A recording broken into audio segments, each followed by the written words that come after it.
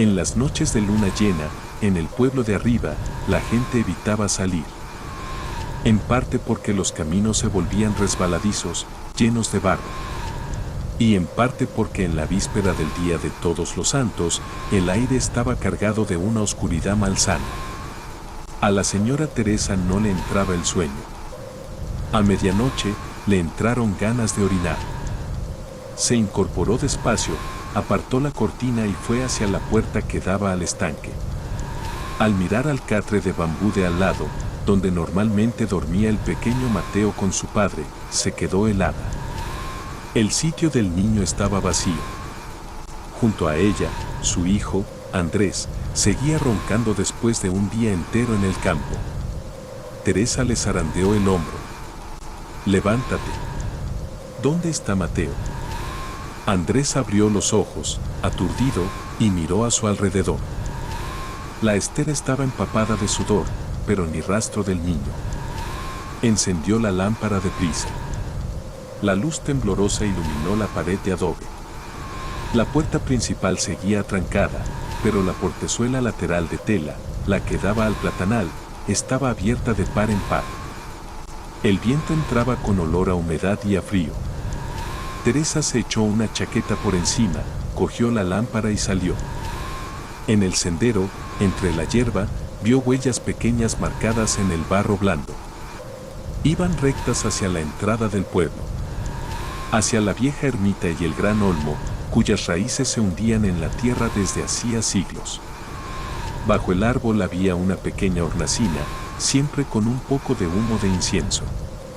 En el pueblo se decía que aquel sitio era sagrado y que los niños no debían acercarse al anochecer. Teresa echó a andar, tropezando a cada paso.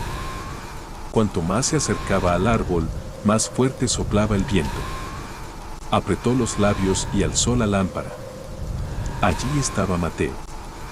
Agachado, de espaldas a ella, balanceándose con un ritmo extraño. «Mateo, ¿qué haces aquí, hijo? ¿Con la noche qué hace?» El niño no respondió. Teresa se acercó y le agarró del hombro para girarlo. La lámpara estuvo a punto de caérsele al suelo. Mateo se estaba mordiendo las uñas. Se las mordía con tanta fuerza que de las yemas le brotaba sangre, mezclada con barro negro metido hasta dentro de las uñas. Tenía los ojos en blanco. La espuma le salía por la comisura de la boca. Masticaba aquellos trozos de uñas destrozadas como si tuviera un hambre feroz. A Teresa se le aflojaron las piernas. Tiró la lámpara, cargó al niño al hombro y echó a correr hacia casa. Mateo pesaba mucho, aunque el cuerpo lo tenía blando como fideos cocidos. Pero los brazos se le ponían rígidos, como si se tensaran solos. Al llegar al patio, Andrés salió corriendo y se lo quitó de encima. En ese momento el niño empezó a retorcerse. Con los dedos ensangrentados se arañaba la cara y el pecho. La piel tierna se le abría y sangraba. No lloraba. No gritaba. Solo se quedaba con los ojos blancos, fijos en el techo. Andrés, fuera de sí, tuvo que sujetarle las manos. Teresa, sollozando, corrió al altar de los antepasados y encendió varias varillas de incienso. «Abuelos, proteged a vuestro bisnieto. Algo maligno se está metiendo con él. Andrés, ve a buscar al curandero. Ahora mismo». Andrés se caló el sombrero de paja, sacó la vieja bicicleta y salió del patio a toda prisa. El camino estaba lleno de baches. La lluvia había convertido la tierra en una pasta espesa que se pegaba a las ruedas. Tuvo que empujar con todas sus fuerzas. La ropa se le llenó de barro hasta las rodillas. Avanzó en mitad de la noche hacia el pueblo vecino, en busca de don Elías. Don Elías era famoso por toda la comarca. No por sus remedios de hierbas, sino porque se dedicaba a tratar cosas que no eran de este mundo. La gente decía que tenía mal genio y que vivía solo en una casa de tejas, junto al cementerio. Tenía el ojo izquierdo ciego, encogido en una cicatriz horrenda. Secuela, decían, de una antigua noche en que se enfrentó a algo terrible en casa de un terrateniente. Cuando Andrés llegó, jadeando, aporreó la puerta de madera. «Don Elías, ayude a mi familia». La puerta se abrió. Don Elías estaba allí, vestido con ropa parda y áspera. Llevaba una lámpara de tormenta en la mano. La luz le dibujaba un rostro demacrado y duro. «¿A estas horas vienes a gritar por quién? Tenga compasión y venga a ver a Mateo». De repente ha salido corriendo hasta el olmo de la ermita. Y al volver a casa se ha puesto a arañarse todo el cuerpo. Tiene los ojos en blanco. Don Elías frunció sus espesos ceños. Entró en casa, cogió una bolsa de tela, se la cruzó al hombro y, sin decir una palabra más, agarró también un manojo grande de incienso del altar y salió. El camino de vuelta pareció aún más largo. En cuanto cruzó la puerta de la casa, el olor a sangre y barro húmedo le golpeó de lleno. Mateo estaba atado al poste de la cama para que no siguiera haciéndose daño. Yacía inmóvil, respirando con dificultad. Los ojos seguían abiertos, clavados en la nada. Don Elías se acercó, le levantó los párpados y le tomó el pulso en el cuello y en la muñeca. Pero apenas lo tocó, retiró la mano como si se hubiera quemado. La vida de este crío pende de un hilo. Lo ha marcado algo feroz. Esto no es un alma errante que haya venido a burlarse de una ofrenda. Teresa temblaba en un rincón, con las lágrimas cayéndole sin parar. Don Elías sacó de la bolsa 3 varillas gruesas de incienso, del tamaño de un dedo. Las encendió y empezó a recitar algo entre dientes. Movió las 3 varillas en círculos alrededor de la cabeza del niño, probando la densidad del aire. El humo subió, gris y turbio. Pero en vez de dispersarse como siempre, de pronto se apelmazó en una franja espesa y salió disparado directamente a la cara del curandero. Don Elías dio un paso atrás y tosió con violencia. La casa de 3 estancias se volvió sofocante de golpe. Las cortinas de caña de puertas y ventanas empezaron a moverse, aunque fuera hacía rato que ya no soplaba nada. Mateo, que yacía inmóvil en la cama, levantó de pronto la cabeza. Clavó la vista en Don Elías. Y habló. No era la voz aguda ni caprichosa de un niño. De su garganta salió un sonido ronco, áspero, como uñas rascando una pared. Era la voz de una mujer. «Traedme sangre. Tengo hambre». Al oír aquella voz saliendo del cuerpo de su nieto, Teresa notó que las rodillas se le aflojaban. Juntó las manos. «¿Quién eres? ¿Por qué atormentas a mi nieto? No sabe nada, solo es un niño. Déjalo. En la fiesta de difuntos te haré ofrendas, te llevaré oro de papel, lo que quieras. Pero déjale vivir». El niño volvió la cara hacia ella. En sus ojos había una crueldad inhumana. Luego soltó una risita afilada, estridente, que no salía del pecho, sino de entre los dientes. «Traedme sangre, o me comeré a este niño». Andrés, aterrado, quiso lanzarse sobre su hijo. Pero don Elías levantó la mano para detenerlo. Metió la otra mano en la bolsa y sacó una rama seca de moral, pegada aún a unas tiras de papel amarillo cubiertas de símbolos rojos. Su rostro se ensombreció. El ojo sano se le inyectó en sangre. ¿Quién eres tú para venir aquí a montar este espectáculo? Sal del cuerpo del niño antes de que tenga que obligarte. Agitó la rama y la descargó con fuerza sobre la estera, justo al lado de Mateo. La estera se abrió con un desgarro. El niño se estremeció, pero en el acto tensó todo el cuerpo con una violencia brutal. La cuerda le rozó la piel hasta hacerle sangre. Estiró el cuello hacia don Elías y siguió desafiándolo con aquella voz chillona. ¿Un tuerto como tú pretende hacerse pasar por maestro? Pégame, a ver si me atreves. Te arrancaré el linaje entero. Don Elías retrocedió un paso. Comprendió entonces que lo que habitaba dentro de aquel niño era cualquier cosa menos algo simple. Los amuletos corrientes y las amenazas no le daban miedo. Y cuanto más golpeaba, más sufría el cuerpo del niño, mientras aquello que lo poseía no recibía daño alguno. Se volvió hacia Andrés. Ata también las piernas. Y métele una manta entre los dientes para que no se arranque la lengua.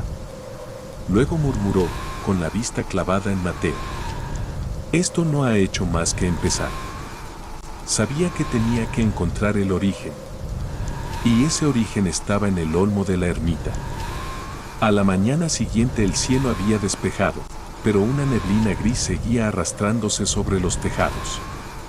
El agua había bajado, dejando una capa espesa de barro resbaladizo en el camino.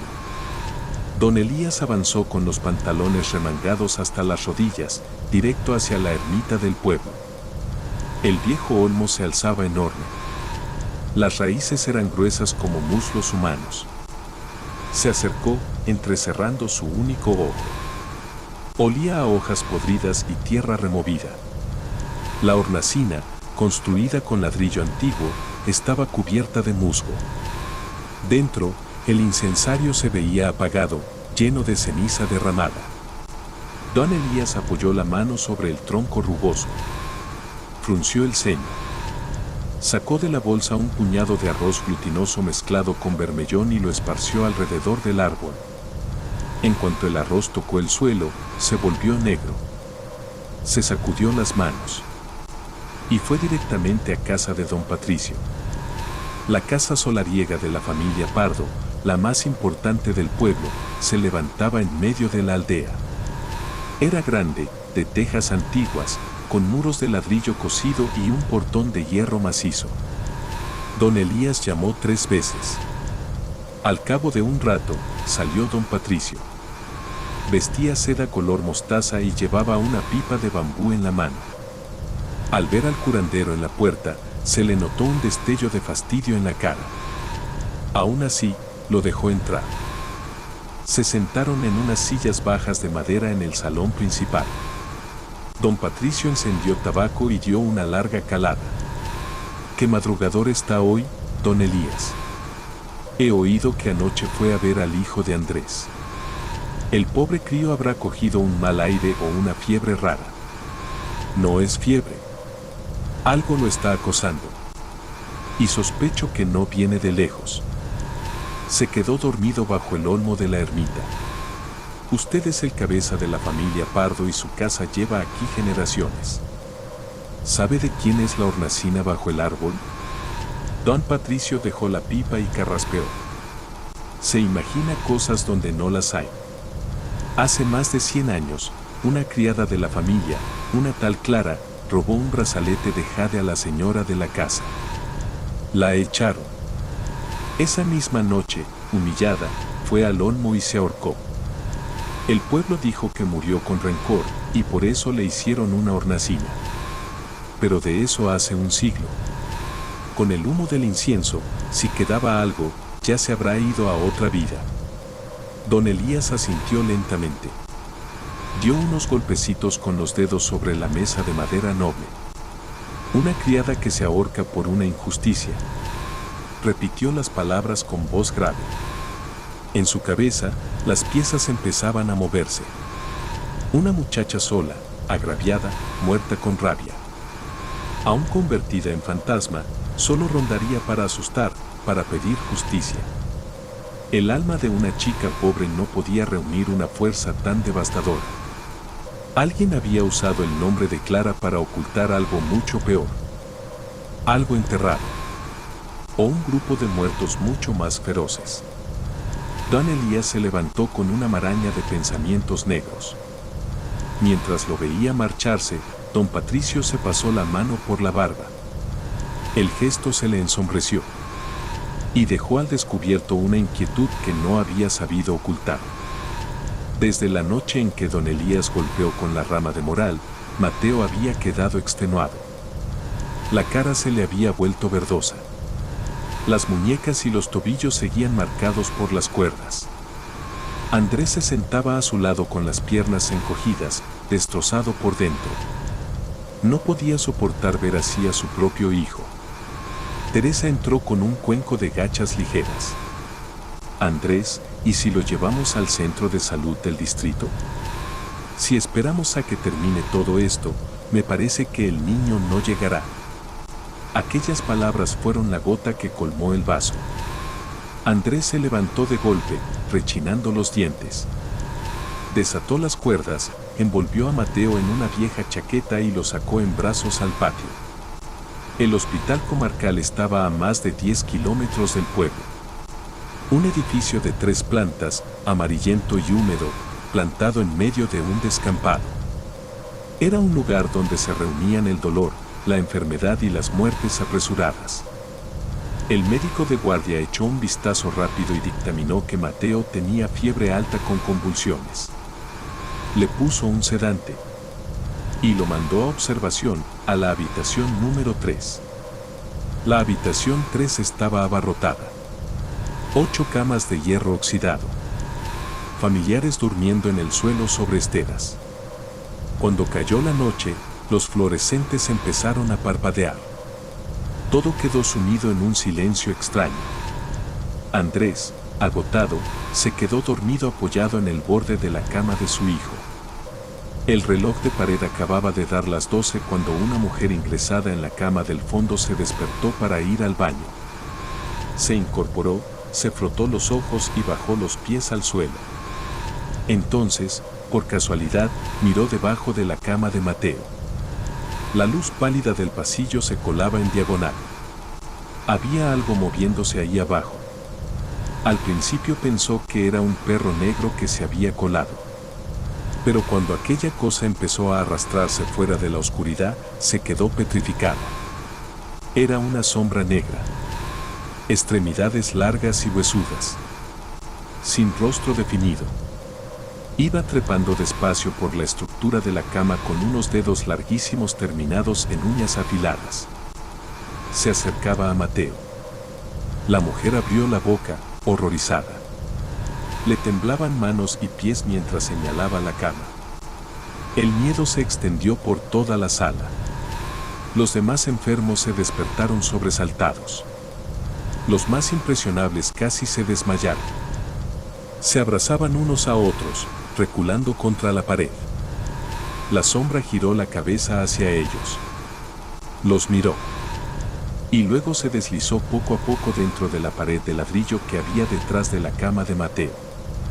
Apenas clareaba cuando don Elías llegó a casa de Andrés.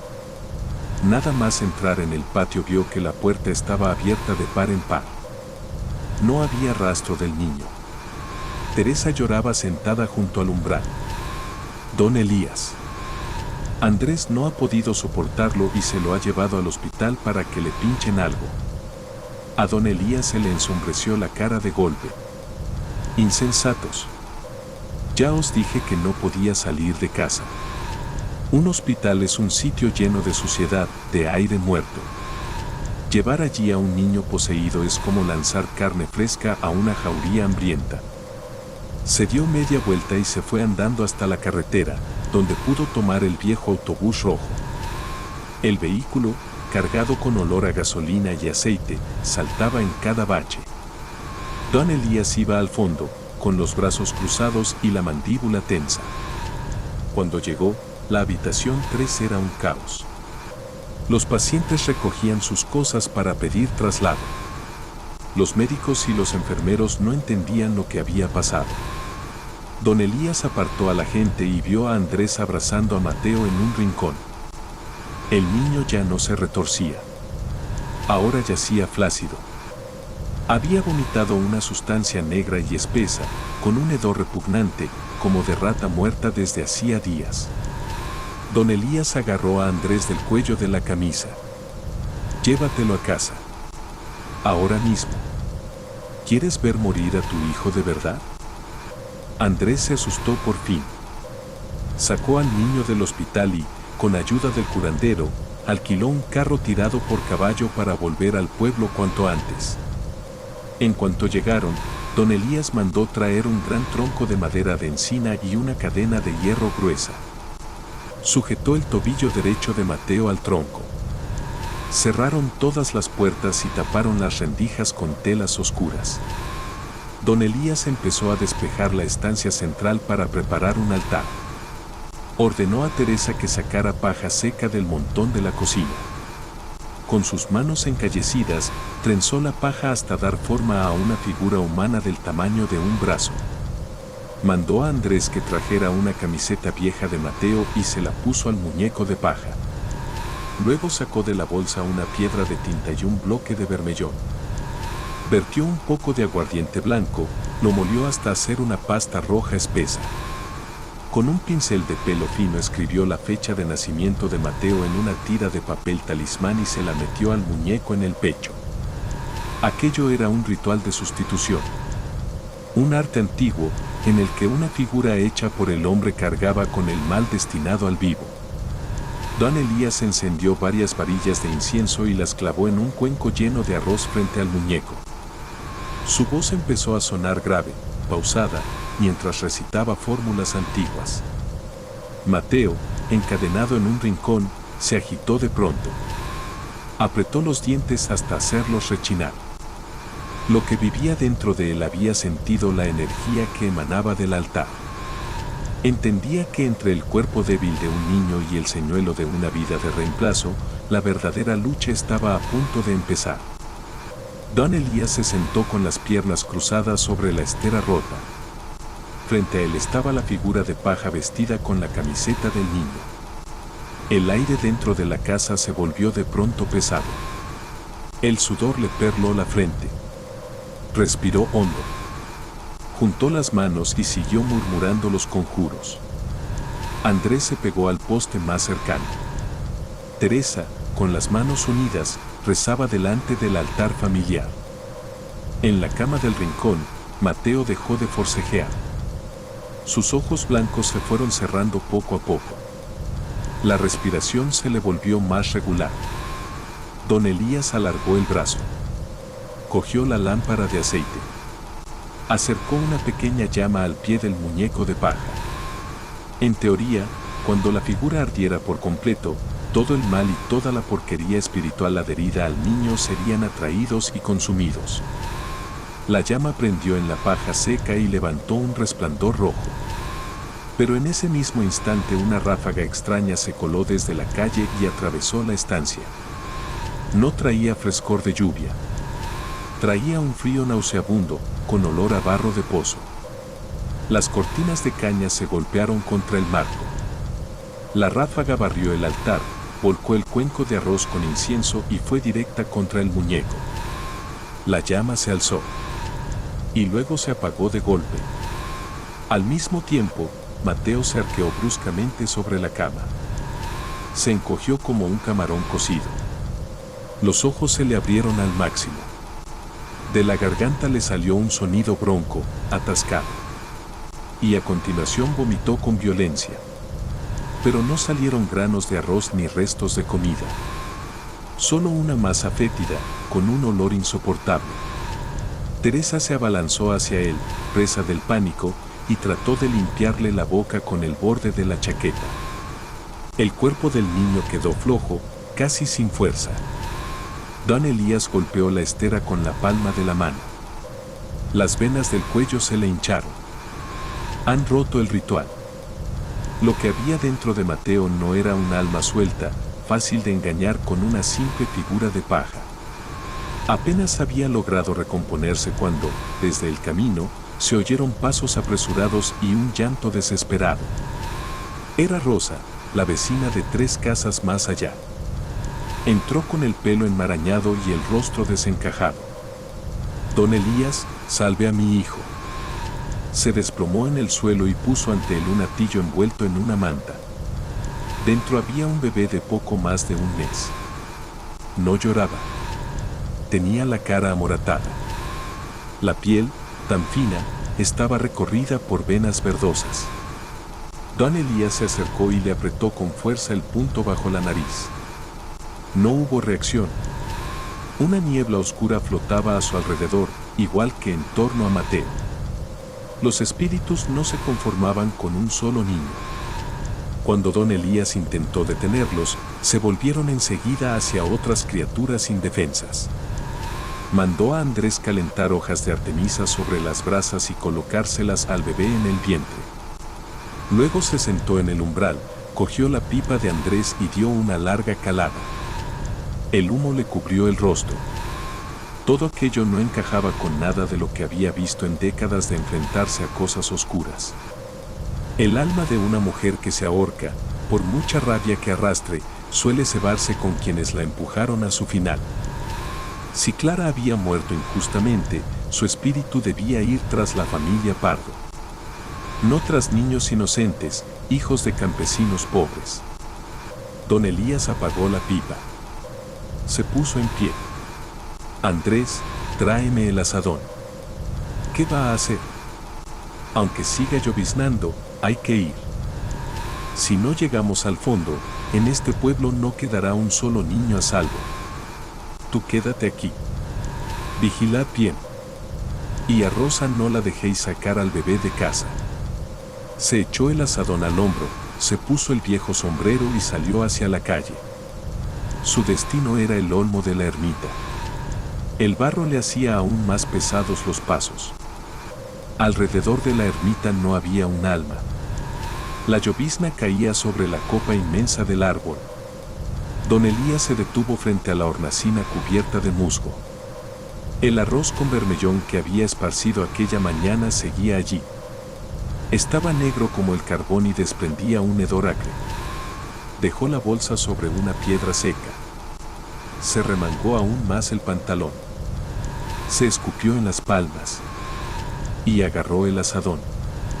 El primer golpe saltó entre piedras y raíces. La tierra bajo el árbol estaba dura, cruzada por un entramado de raíces viejas. Cavó apenas un poco cuando la hoja chocó con algo rígido. Apartó el azadón. Se arrodilló. Y empezó a escarbar con las manos. Del hoyo emergió una pieza de madera negra. No era una raíz. Era una estaca del grosor de una muñeca, afilada en un extremo. Llevaba enterrada en el barro más de 100 años, pero no estaba podrida. Toda la superficie estaba cubierta de signos extraños, tallados en una escritura antigua. Don Elías la agarró y tiró con fuerza. Del agujero brotó un olor putrefacto. Empezó a rebuscar en otros puntos, a lo largo de las raíces más grandes. Y encontró más. Una estaca tras otra, colocadas a la misma distancia, formando un diagrama ritual. Un cerco de sellado. Alguien había usado aquel sistema para aprisionar algo monstruoso. Y lo más aterrador era que durante décadas todos los habitantes del pueblo habían creído que aquella hornacina era un lugar sagrado. Nadie sabía que bajo sus pies había una prisión. Don Elías se quedó quieto, mirando aquellas estacas. El problema no eran solo las estacas. Era lo que seguía enterrado más abajo. Regresó corriendo a casa de Andrés. Llamó también a Miguel, el marido de Rosa, y a 2 mozos del barrio. Les ordenó coger azadas y palas y volver con él al olmo. Al principio dudaron. Pero cuando oyeron que la vida de sus hijos estaba en peligro, todos apretaron los dientes y obedecieron. El grupo se puso a cavar. Don Elías dirigía desde arriba. La tierra fangosa iba saliendo a paladas. Cuando ya habían profundizado medio metro, la pala de Andrés chocó con algo. Don Elías. Hay algo blanco aquí abajo. El curandero saltó al hoyo y les ordenó parar. Él mismo retiró la tierra blanda con una pala pequeña. Asomó un fragmento de cráneo. Los mozos se quedaron boquiabiertos y dieron un paso atrás. Encontrar huesos bajo un árbol viejo no era raro. Todos pensaron en los restos de la criada Clara. Pero don Elías no. Apartó más barro con mucho cuidado y sacó el fragmento. Era demasiado pequeño. No podía ser el cráneo de una mujer adulta. Medía apenas lo que 2 puños cerrados. Era el cráneo de un niño. De unos 5 o 6 años. Don Elías hizo una señal para que siguieran cavando, con mucho cuidado. Y cuanto más abrían el hoyo, más se les helaba la sangre. Bajo las raíces aparecieron costillas finísimas, huesos de piernas, falanges diminutas y 5 o 6 cráneos pequeños más. No estaban enterrados en ataúdes ni en urnas. Los habían arrojado allí, deprisa, como si fueran basura. Andrés miró aquel montón de huesos y las rodillas le fallaron. Miguel tuvo arcadas. Aquello no era la tumba de una criada muerta injustamente. Era una fosa común. La fosa de varios niños inocentes.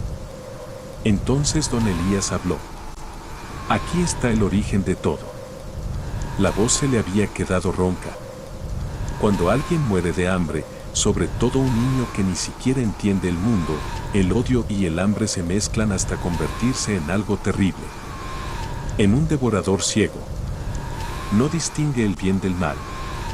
Solo sabe pedir comida. Solo sabe reclamar lo que le fue arrebatado. La historia de Clara no había sido más que una tapadera perfecta. Un velo para ocultar un crimen atroz. Don Elías, descalzo dentro del hoyo, con las manos llenas de barro, se quedó mirando fijamente aquellos cráneos infantiles entre las raíces nudosas. Un miedo sordo le subió por el pecho. Había pasado media vida enfrentándose a cosas impuras. Pero era la primera vez que comprendía que había cometido un error mortal. Andrés, desde el borde, vio de repente la cara del curandero, blanca como las calorías. Don Elías, ¿qué significa esto? ¿Son estos niños los que se han metido en mi hijo? Don Elías no respondió al momento. Se inclinó, recogió una de las estacas arrancadas y pasó los dedos por los símbolos. Luego levantó la mirada hacia la hornacina enmohecida. Habló con la voz quebrada. Me he equivocado. Nos hemos equivocado todos. ¿Qué quiere decir? Esa hornacina sí es de Clara. Pero Clara no es quien está haciendo daño. Don Elías se agarró a una raíz y salió del hoyo. Señaló con la mano los huesos blancos del fondo. Mirad bien estas estacas. Están colocadas según un diagrama oscuro. Yo creía que servían para encerrar a Clara. Pero no. Clara se ahorcó aquí hace 100 años, y no fue casualidad. El alma de una mujer muerta con tanta injusticia acumula una fuerza inmensa. Alguien aprovechó su muerte. Aprovechó el poder de su resentimiento. La usó como tapa. Como sello. Para aplastar la furia de estos niños hambrientos. Miguel tragó saliva. ¿Quiere decir que el espíritu de Clara ha estado preso aquí por culpa de ellos? No. Peor. Durante 100 años, la rabia de estos niños ha hervido bajo tierra. Clara murió con dolor, pero su alma acabó convirtiéndose, sin querer, en la guardiana de este pueblo. Ayer, con la tormenta, la tierra cedió. El sello se agrietó. Y una parte de esa oscuridad escapó. Fue a por Mateo y a por el bebé de tu casa. Yo, necio, creí que arrancando las estacas rompería el mal. Pero lo que he hecho ha sido quitar el último cerrojo. Los hombres se quedaron mudos junto al árbol. El cielo de la tarde se oscureció de golpe. Nubes negras se arremolinaron. Del hoyo brotó un hedor insoportable. Clara ya no puede retenerlos, dijo don Elías. Los niños hambrientos están completamente libres. Mandó a todos recoger herramientas y correr de vuelta al pueblo. Fue casa por casa dando órdenes. Cerrad bien todas las puertas. Pintad cruces con hollín. Pegad papel rojo en los respiraderos. Nadie debe salir esta noche. Alrededor de las 8, el perro negro de don Patricio empezó a aullar. No era el ladrido de alerta de siempre. Era un gemido ronco, largo, angustioso. Acto seguido, los perros de todo el pueblo comenzaron a ladrar a la vez. Los ladridos se extendieron desde la entrada hasta el último callejón. Un estruendo descompuesto y aterrorizado. Los viejos del pueblo abrazaban a sus nietos bajo las mantas. Sabían que los perros ven cosas que los vivos no ven. Y cuando ladran así, no es a un fantasma perdido. Es a algo mucho peor. Entonces, de repente, los ladridos cesaron. No se apagaron poco a poco. Se cortaron de golpe. Como si alguien hubiera rajado el sonido con un cuchillo. No quedó ni un gruñido, ni un gallo, ni el canto de los grillos en los arrozales. Nada. Un silencio tan denso que se podía oír el corazón del que tenías al lado. En casa de Andrés, 3 adultos y un niño pequeño permanecían sentados en el centro de la estancia. Don Elías había preparado un altar con grandes haces de incienso. Había varillas clavadas en todas las ventanas. De pronto, la puerta de madera empezó a temblar. No hacía viento. Y, aún así, los 2 batientes golpeaban uno contra otro. Primero con sacudidas leves. Luego, con golpes secos y seguidos. Los impactos no venían de un único punto. Se extendían por toda la superficie de la puerta. Andrés, empapado en sudor, sujetó con fuerza un cuchillo de cocina.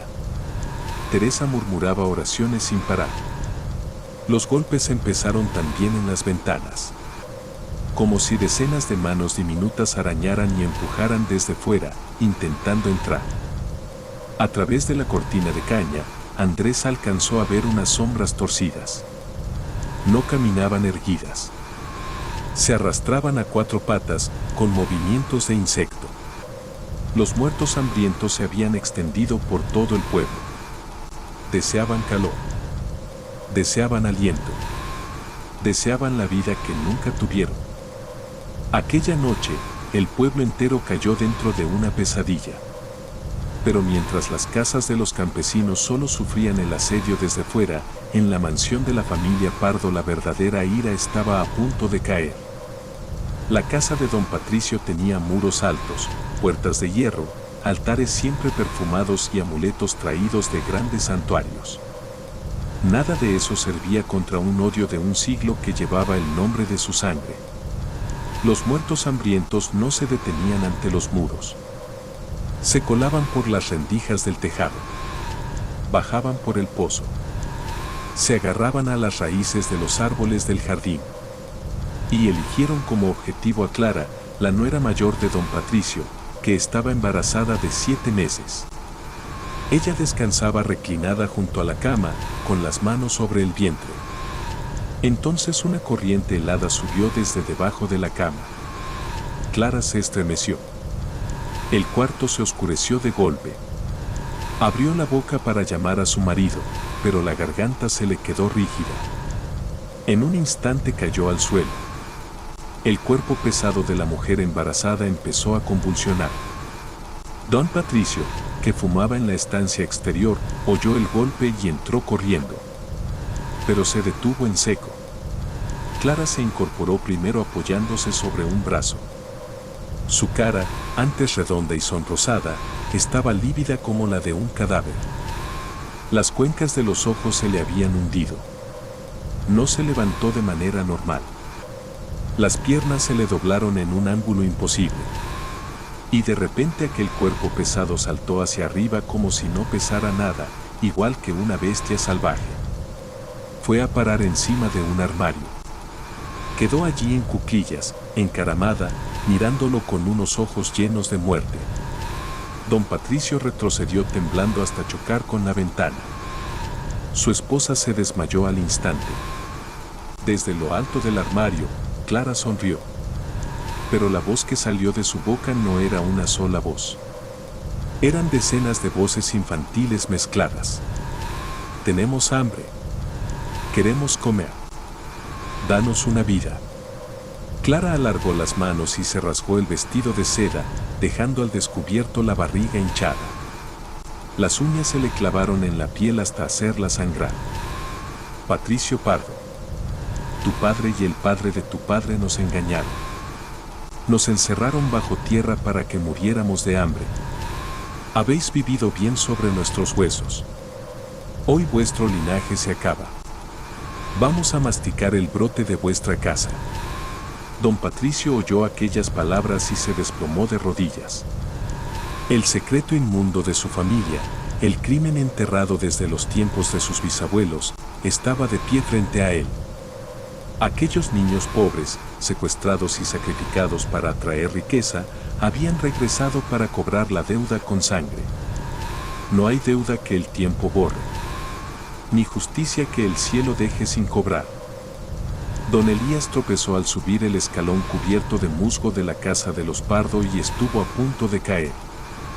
Dentro reinaba un caos de campo de batalla. Objetos rotos por todas partes. Don Patricio yacía desmayado junto al estrado. Su mujer se encogía temblando bajo una tarima baja. Y sobre el armario, Clara seguía en cuclillas. Don Elías lanzó al suelo su sombrero empapado. Sacó de la cintura una ristra de monedas antiguas. Marcó con los dedos, murmuró el conjuro y la arrojó con fuerza hacia el armario. Pero antes de que las monedas tocaran el cuerpo de Clara, una ráfaga de viento hediondo salió de no se sabía dónde y las lanzó contra el suelo con estrépito. Clara curvó los labios en una sonrisa. Soltó una carcajada seca. Y su cuerpo pesado salió disparado hacia adelante, directo contra el curandero. Don Elías se echó a un lado. Aprovechó el movimiento para arrancar una moneda de la ristra que aún conservaba en la mano y le estampó el canto en la frente. Clara retrocedió unos pasos, pero enseguida volvió a abalanzarse con una violencia aún mayor. La fuerza de decenas de niños muertos injustamente reunida en un solo cuerpo era demasiado. Los talismanes corrientes y los objetos de protección ya no bastaban. Don Elías entendió que en aquel momento no podía luchar de frente. Sujetad a la nuera. No dejéis que se muerda la lengua. Gritó la orden a los hombres de la casa que acudían corriendo. Y él salió disparado hacia la ermita del pueblo. En la oscuridad cerrada de la noche, la ermita era el lugar donde se honraba al santo patrono, guardián de la tierra y protector de quienes vivían en ella. Si quería someter a aquellos espíritus desbocados, necesitaba pedir prestada la autoridad del patrón del lugar. Ante el altar del santo, don Elías cayó de rodillas sobre el suelo. Tenía la frente abierta y ensangrentada. No usó incienso. No usó velas. No usó ofrendas. Ya no quedaba tiempo para ceremonias completas. Se mordió con fuerza el labio inferior hasta hacerlo sangrar. Con voz grave y temblorosa suplicó permiso para tomar prestado el mando del santo, para aplacar a las criaturas que se habían desatado. Terminada la súplica, se inclinó, cogió una pequeña tablilla de madera oscura colocada junto al altar y se la guardó dentro de la ropa, a la altura del pecho. Luego volvió a toda prisa a la casa de don Patricio. Cuando entró, varios hombres forcejeaban para sujetar a Clara. Apartaos. Avanzó con la tablilla en la mano. En cuanto le dejaron paso, Clara trató de lanzarse sobre él. Don Elías fue más rápido. Sacó la tablilla del pecho, la sostuvo horizontalmente frente a la mujer y, apoyándose con las rodillas sobre sus hombros, la inmovilizó. Luego escupió en su mano izquierda una bocanada de sangre oscura. Mojó los dedos de la otra mano en aquella sangre. Y trazó con rapidez un sello sobre la frente de Clara. En cuanto el símbolo quedó completo, el cuerpo de la mujer dio un latigazo. Y cayó inmóvil. Respiraba, sí, pero con dificultad. Los ojos se le fueron cerrando poco a poco. Las venas hinchadas del cuello desaparecieron. Los espíritus quedaron contenidos por un momento bajo la autoridad del santo patrón. Don Elías sabía que solo había comprado tiempo. Mientras el origen del mal siguiera intacto, el odio volvería a levantarse. En el salón principal de la casa de los Pardo cayó un silencio pesado. Llevaron a Clara a la cama. Seguía medio inconsciente, con el aliento muy débil. Don Elías se sentó en una silla y se limpió con el dorso de la mano la sangre seca que le manchaba los labios. Clavó los ojos en don Patricio. A estas alturas, ¿todavía piensa seguir callando? Esos espíritus no han dicho por capricho que van a devorar el brote de su casa. ¿Qué hicieron sus antepasados hace 100 años? Dígalo de una vez. Don Patricio alzó la cara. Los ojos se le habían puesto rojos. De su garganta seca salió una voz pastosa. Durante años se había mentido a sí mismo, escondiéndose detrás del dinero y del poder. Pero, en el fondo, el pecado de su linaje nunca había dejado de morder. Tragó saliva. Y habló en medio del silencio. Viene de la época de mi bisabuelo. Aquel año hubo hambre. La gente moría por los caminos como si fueran hojas secas. Mi bisabuelo era comerciante. Iba de un sitio a otro, reuniendo riquezas de los desesperados. Pero ambicionaba más. Quería que los Pardo fueran ricos para siempre, no solo aquí, en este pueblo. Hizo una pausa. La voz le temblaba. Escuchó a un brujo venido de las montañas. Ese hombre le dijo que, para atraer una fortuna inmensa, había que ofrecer vidas humanas. Y que la fuerza más pura, la más llena de esencia, era la de los niños. Mi bisabuelo se dejó cegar por la codicia. Mandó traer a huérfanos y mendigos de mercados y caminos. Niños perdidos, abandonados. Don Elías apretó la mandíbula. ¿Y qué hizo con ellos? Don Patricio cerró los ojos. Los encerró a todos. Más de 20. En una cámara de ladrillo bajo tierra. Sin comida. Sin agua. Los dejó consumirse allí, uno por uno. El brujo quería usar el rencor y el hambre extrema de esos niños al morir para forjar una magia negra que atrajera el dinero ajeno hacia nuestra familia. Y funcionó. La casa prosperó como si el viento nos empujara siempre a favor. El salón quedó helado. Los presentes apenas podían respirar. Don Patricio siguió hablando, cada vez con más dificultad. Mi bisabuelo pagó después a otros hechiceros para enterrar los huesos de los niños bajo el olmo, sellarlos con un diagrama oscuro y cargar la culpa sobre Clara, la criada. La acusaron de robo. La llevaron a la desesperación. La obligaron a ahorcarse en aquel mismo lugar para usar su alma como pieza del sello eterno. Ese secreto solo lo conocía el cabeza de familia, de padre a hijo, al borde de la muerte. Cuando terminó de confesar, los que estaban en la sala se quedaron petrificados. Nadie habría creído que algo así podía haber ocurrido en el mismo suelo que pisaban desde siempre. Don Elías soltó un largo suspiro. Apretó los puños. La sangre pide sangre. Los padres siembran la maldad y los hijos heredan el rencor. 20 criaturas murieron de hambre y de sed.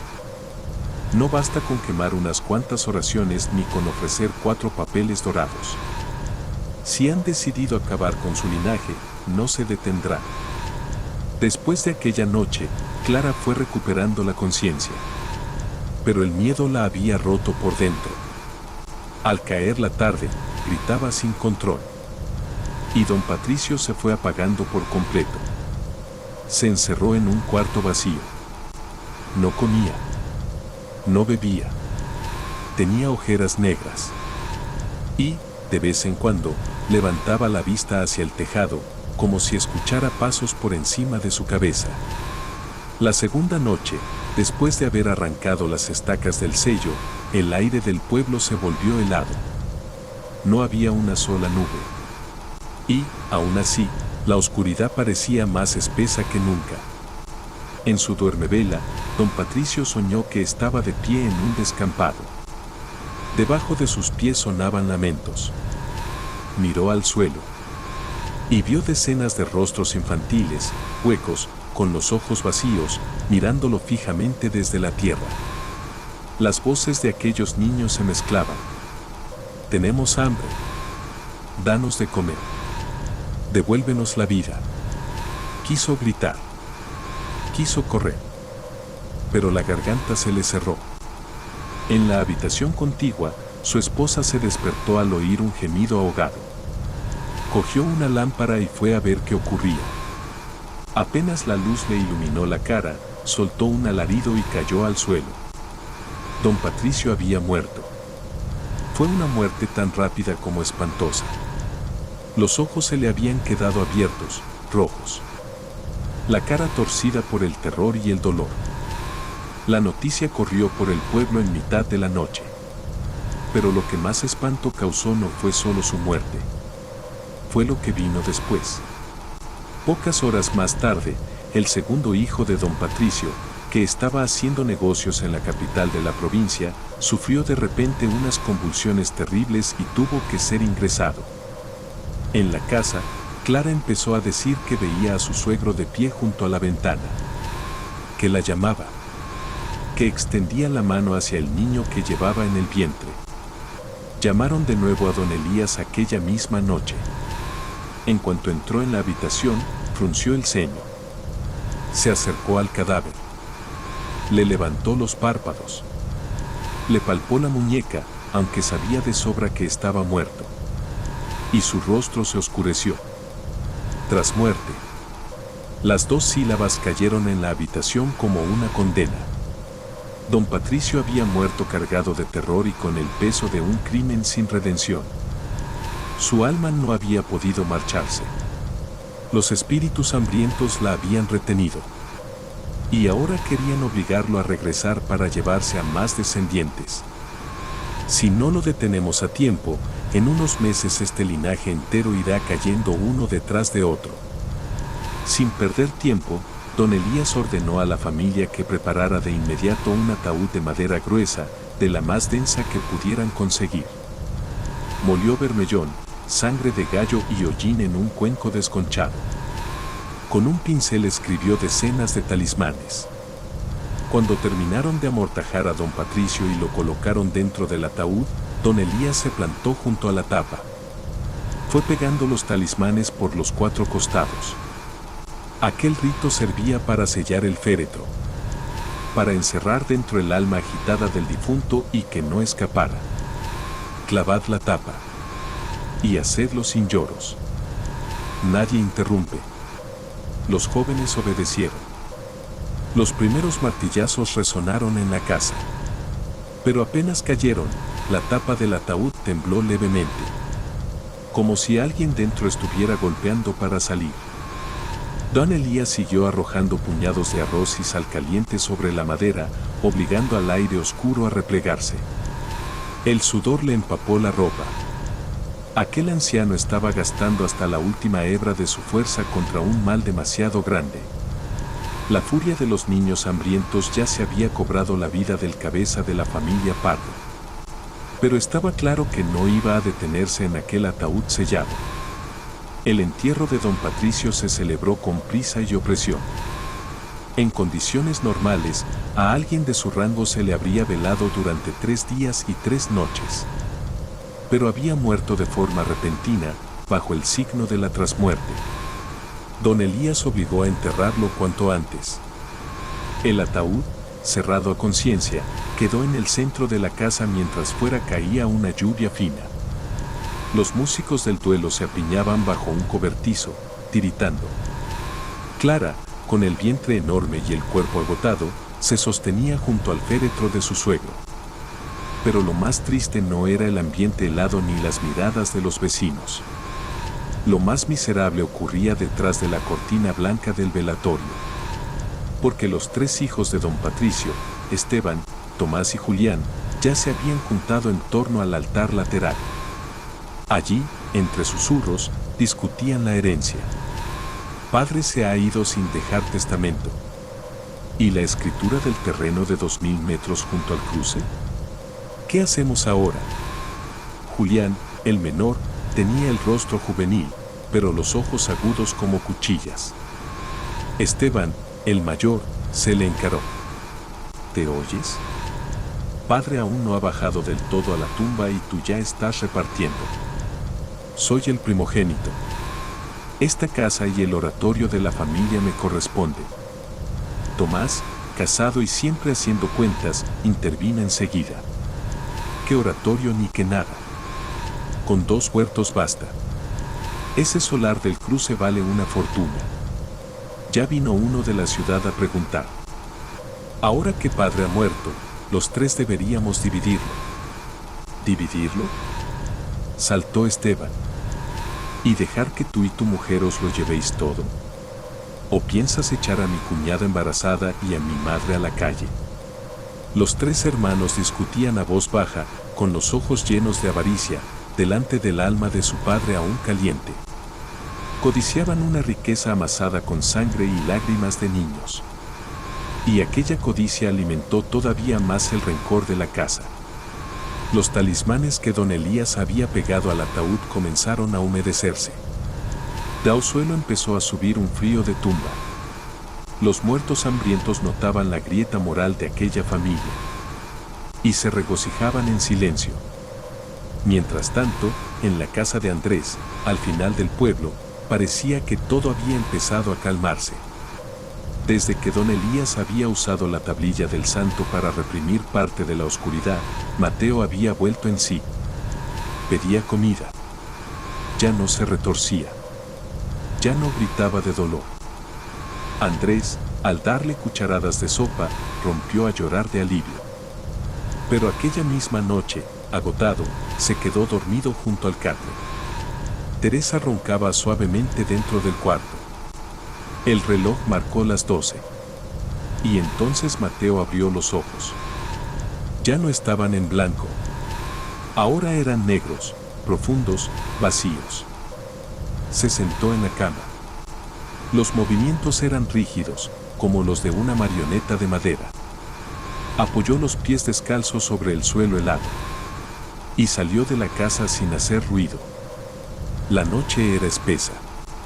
El barro se le pegaba a las plantas de los pies.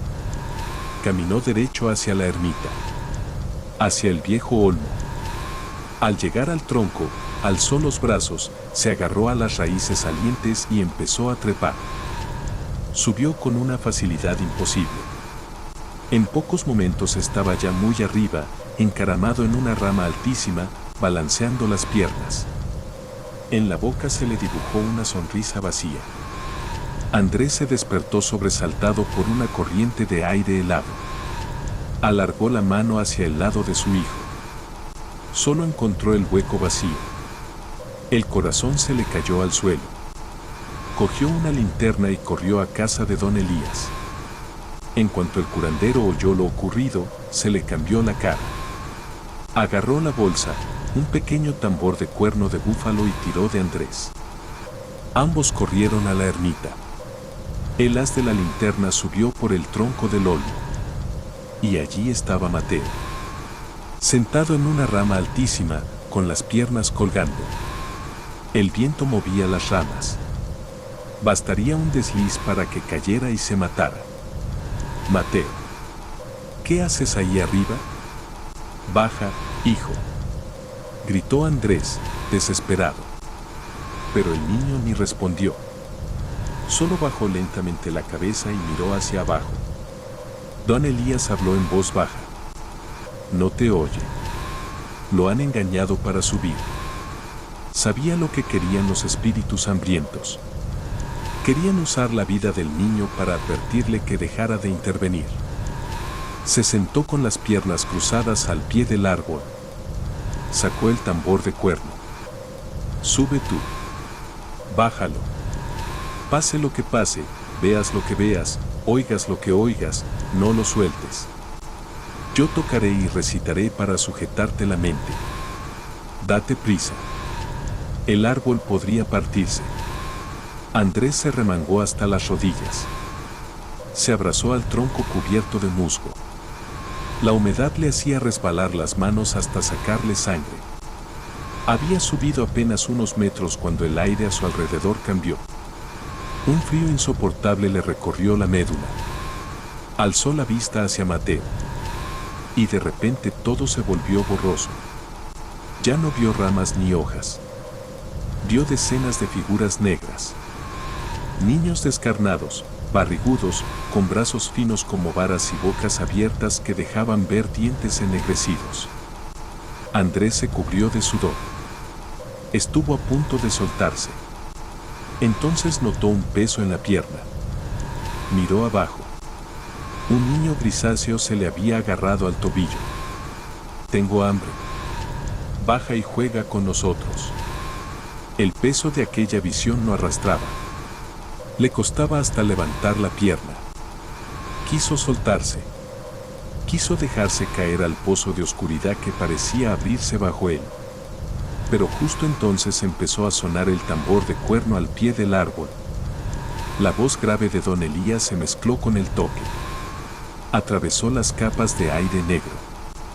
Le golpeó el entendimiento. El ritmo regular del tambor fue tapando los chillidos de los espíritus hambrientos. Aguanta, Andrés. Es solo una ilusión. No mires abajo. Mira a tu hijo.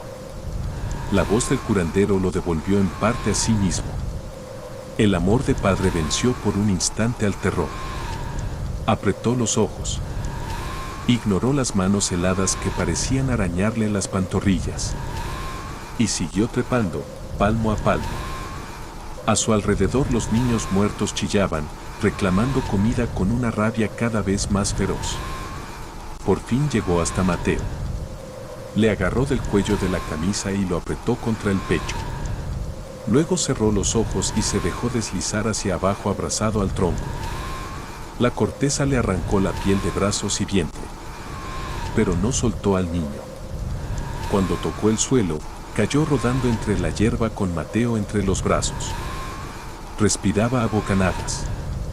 Don Elías seguía tocando el tambor, empapado en sudor. Aquella noche habían vuelto a ganar una vida. Pero el acoso de los espíritus se estaba volviendo cada vez más feroz. A la mañana siguiente, pese a las protestas de los Pardo, don Elías exigió usar el patio más amplio de la casa familiar para levantar un gran altar ritual. Mandó tender una lona.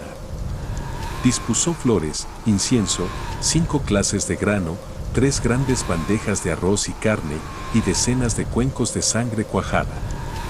Clavó 5 banderas de colores en las 5 esquinas del patio para formar un cerco. A la hora de la cabra, con el sol blanquecino y el aire aún helado, Clara fue llevada al centro del altar entre 2 mujeres robustas. Se sentó desplomada sobre una estera. Parecía un cuerpo sin alma. Don Elías la había elegido como medium.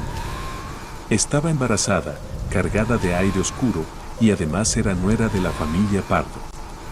Era el puente perfecto entre el mundo de los vivos y el otro lado. Pero su objetivo no era llamar a los niños hambrientos. Era llamar a Clara. El alma de la criada, aunque oprimida durante un siglo, había contenido a aquellos seres durante décadas. Si alguien conocía el último secreto del sello, era ella. Don Elías encendió un grueso manojo de incienso y rodeó a Clara. Recitó la invocación. Mojó una rama de moral en agua de manantial y la roció sobre la cabeza de la mujer. Clara, alma bajo el olmo, escucha mi voz. Toma prestado este cuerpo y habla. Pero no dañes al niño que lleva dentro. De pronto se levantó un viento remolinado que llenó el patio de polvo. Las banderas empezaron a agitarse con violencia. Clara, que había estado encorvada, dio un sacudón. Levantó la cabeza lentamente. Sus ojos ya no mostraban la mirada perdida de antes. Eran unos ojos llenos de tristeza, resignación y agravio. Se abrazó el pecho con las manos. Y la voz que salió de su boca ya no era la suya. ¿Para qué me llamas? Ya no puedo contenerlos. Odian mucho a esta casa. Clara, dijo don Elías, sé que moriste injustamente. Y sé que has cargado con un peso que no te correspondía durante 100 años. Ahora el sello se ha roto y los niños hambrientos andan sueltos. Quiero resolver este mal. Quiero dar descanso a esos niños. Quiero devolver la paz al pueblo y liberarte a ti también. Dime dónde escondió el brujo el último objeto del sello. Si no lo destruimos, el odio seguirá manejando a los niños para siempre. Clara empezó a llorar a través del rostro de la mujer viva. Las lágrimas caían por las mejillas de Clara. Mi amo era cruel. El brujo me hizo ahorcarme y recogió mi sangre. Mezcló mi sangre con bermellón y trazó un sello sobre una piedra. Esa piedra es el corazón del hechizo. ¿Dónde está? En el fondo del pozo seco. El pozo del ojo del dragón, junto a la ermita abandonada al final del pueblo. Tienes que encontrarlo. Está cubierto de barro negro. Date prisa. Ya saben que he hablado. Apenas acabó la frase, Clara soltó un sollozo ahogado y el cuerpo de la médium cayó desmayado sobre la estera. Los cuencos de sangre del altar empezaron a burbujear solos. Don Elías se puso en pie. En su rostro se marcó una determinación sombría. Por fin había salido a la luz el último objeto del sello. La tarde era pálida. No conseguía levantar el peso de tristeza que aplastaba al pueblo. Don Elías apenas tuvo tiempo de secarse el sudor de la frente. Ordenó a los mozos que cogieran cuerdas gruesas, pértigas y faroles de tormenta. Salieron corriendo hacia la vieja ermita al final de la aldea. Andrés y Miguel fueron con ellos, cargando palas y azadas. Cuanto más se acercaban a aquel rincón de juncos y maleza, más fuerte se hacía el hedor. No era el olor normal del agua estancada. Era un olor agrio, animal, casi carnívoro. Al llegar encontraron un suelo de ladrillo hundido. En medio se abría la boca circular del pozo. El pozo del ojo del dragón. Don Elías se acercó, se inclinó y miró dentro. No se veía el fondo. El agua llevaba seca siglos. Solo quedaba barro espeso pegado a las paredes. El aire que subía de allí era tan denso y mohoso que los hombres en la orilla empezaron a toser. El fondo era estrecho. Apenas cabía una persona. ¿Quién baja? Don Elías miró a los hombres. Miguel pensó en su hijo recién nacido, tumbado en casa entre suspiros débiles. Apretó los dientes. Bajo yo. Atad bien la cuerda. Andrés ayudó a enrollarla varias veces alrededor del tronco de un melocotonero cercano. El lazo quedó apretado a la cintura de Miguel. Don Elías le entregó un farol y una pértiga. Le dio una palmada fuerte en el hombro. Ten cuidado. Miguel apoyó las manos en la pared de ladrillo y empezó a bajar. Cuanto más descendía, más se apagaba la luz del sol. Hasta que terminó tragada por la oscuridad. Solo quedaba el frío. Un frío húmedo, cortante. Cuando sus pies tocaron fondo, sintió algo viscoso bajo las sandalias. El barro le llegaba a media pantorrilla. Alzó el farol. El fondo del pozo apenas tenía espacio para darse la vuelta.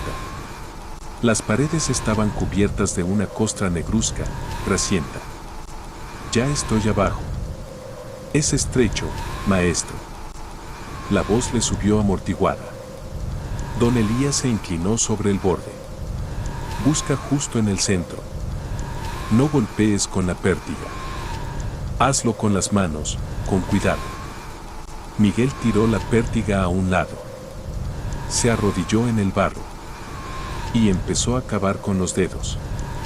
El lodo estaba helado como el hielo. Apenas llevaba un rato cuando se le rompieron varias uñas contra trozos de piedra. Pero siguió. De pronto, las manos tocaron una superficie dura. Fría.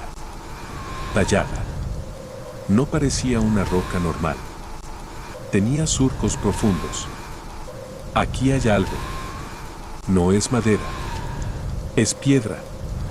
A pesar del miedo, notó una chispa de esperanza. Metió las manos por debajo y tiró con todas sus fuerzas. Era un bloque de piedra extraño, del tamaño de una cabeza de cerdo. Tuvo que clavar las rodillas en el barro para poder levantarlo. Subime. Pesa una barbaridad. Andrés y otros 2 hombres tiraron de la cuerda. vuelta tras vuelta. La silueta de Miguel fue subiendo hacia la luz.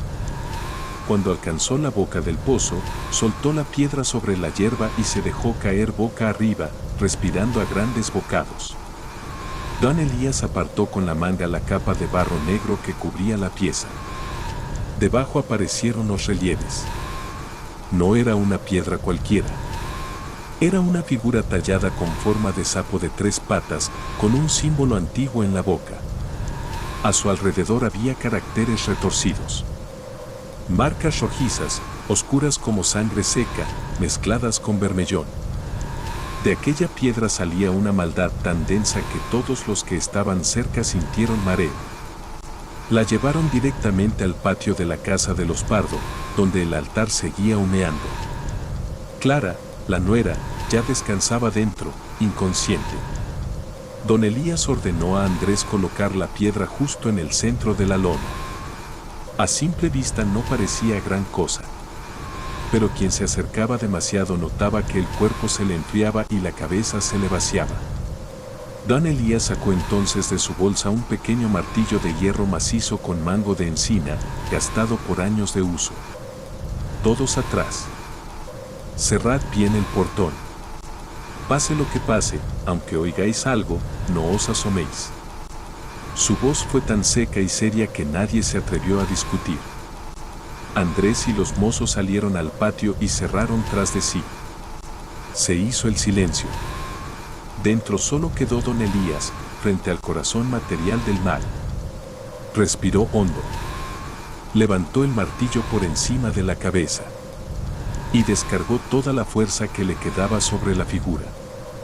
La piedra estalló en el acto. Pero no sonó como una piedra al romperse. Del interior brotó una masa de aire gris oscuro, comprimido durante un siglo, como si acabaran de abrir una fuente subterránea de corrupción. No hubo eco de fragmentos. Solo una presión brutal que inundó la estancia. Se levantó un remolino helado en mitad del patio. Las bandejas de arroz, carne y sangre salieron despedidas por el aire. El líquido se derramó por todo el suelo. Las 5 banderas rituales cayeron de golpe. Y en medio de aquel torbellino empezaron a dibujarse decenas de formas pequeñas, retorcidas y huesudas. Los niños hambrientos estiraban los brazos larguísimos hacia don Elías. Sus caras estaban deformadas por el odio. 100 años encerrados en la oscuridad. 100 años de hambre. 100 años de rencor apretado. No era un dolor fácil de deshacer. Don Elías dejó caer el martillo. Juntó las manos ante el pecho. Cerró los ojos. Y empezó a recitar. Las fórmulas antiguas salieron graves, continuas.